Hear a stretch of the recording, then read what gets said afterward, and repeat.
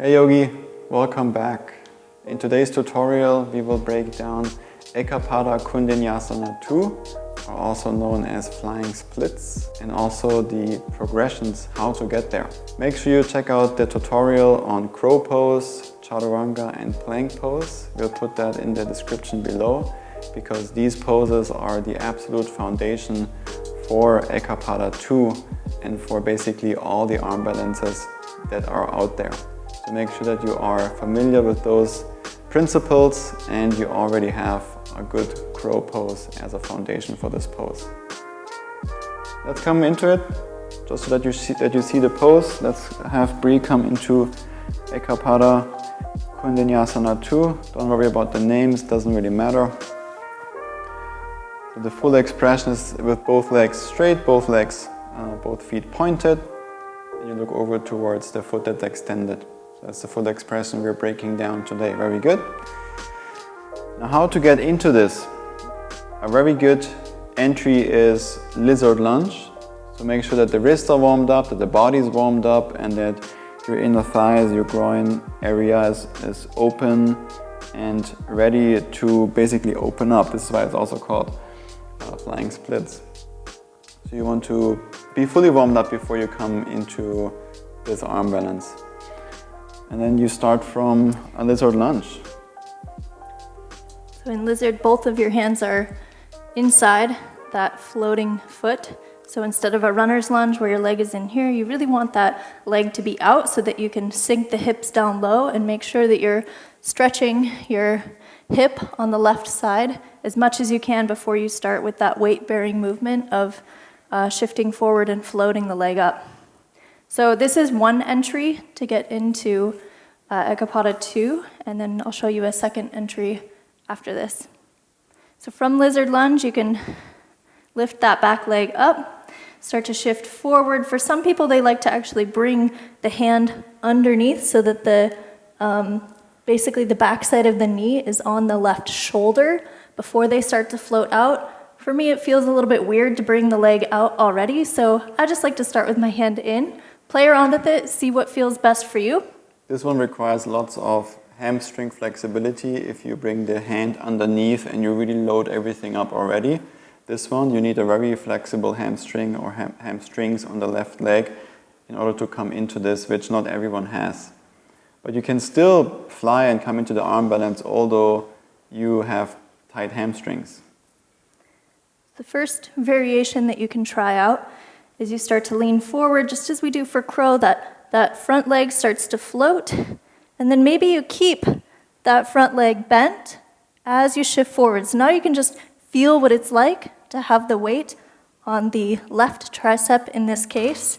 And then as you start to lean forward more, that teeter-totter concept that we've explained in our other tutorial videos, you have to counterbalance the weight. So if I want that back leg to float up, I really have to shift forward even more.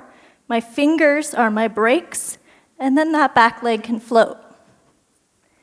Maybe you keep that front leg bent. That's completely fine. Maybe if you've got this down, then you can extend that front leg.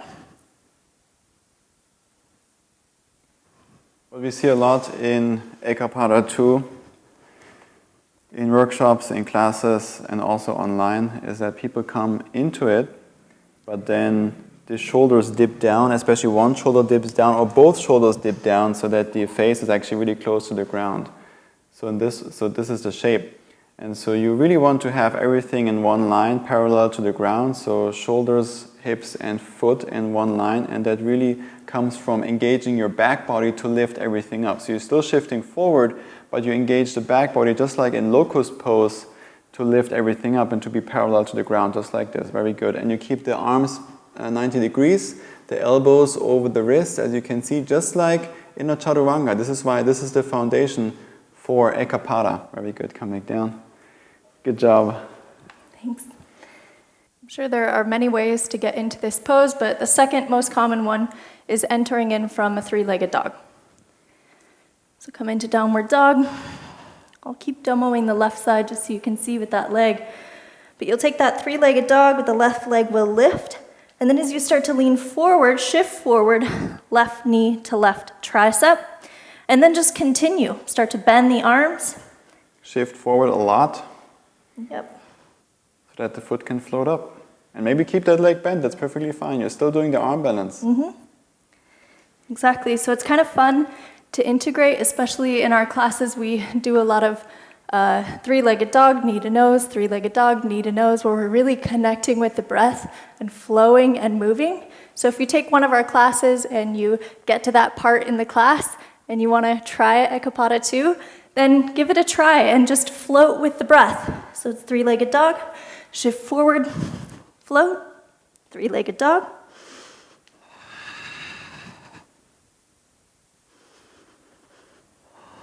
And so on for 20 more times. 100 more. No, it makes it just more interesting. Adds another level to your practice and something else to explore in your body. We hope you found this tutorial useful.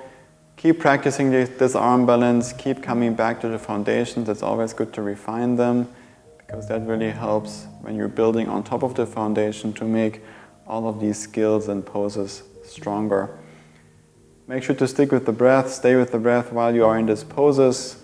We know it takes time and lots of practice to get really comfortable and solid in those arm balances. It's not something that comes overnight or in a couple of days. It really takes weeks and months of practice. So stay patient, just like with the entire practice of yoga. It's really a practice of patience on the mat and also for life. And any of these poses, arm balances, inversions, or even regular poses, they're all a tool from the yoga asana toolbox to breathe while you're in the pose. Feel the body, connect the body, and especially with those arm balances, there's also a certain level of skill and body control you have to develop and master in order to come into all these more advanced shapes. But it's all about coming back to the breath while you are in the pose. If you found this useful, please subscribe to this channel. Just click the triangle here in the corner. That really helps us out to keep the content going, to grow the channel, to provide more free content, tutorials, classes, all of that for you on this platform and on this channel. Please like the video if you found this useful. That really helps us out. Take a look at the other videos, other tutorials we have, the flow classes, the breathwork meditations, and so many other tutorials on this channel to really break down many of the poses where we usually don't have enough time in a flow class to explain all the details. We make those videos specifically for that reason, to really take the time and dive deep and break it all down so that you can watch, maybe write down some notes, and then practice and do your own homework in your own time. Thank you so much for watching today. Keep up with your drills, keep up with your practice. Let us know in the comments below how you did. Feel free to post a photo on Instagram or on your Instagram stories and tag us so that we can also see and congratulate you on doing the arm balance as well. Thank you for joining us. We'll see you in the next tutorial. Namaste, Yogi. Namaste.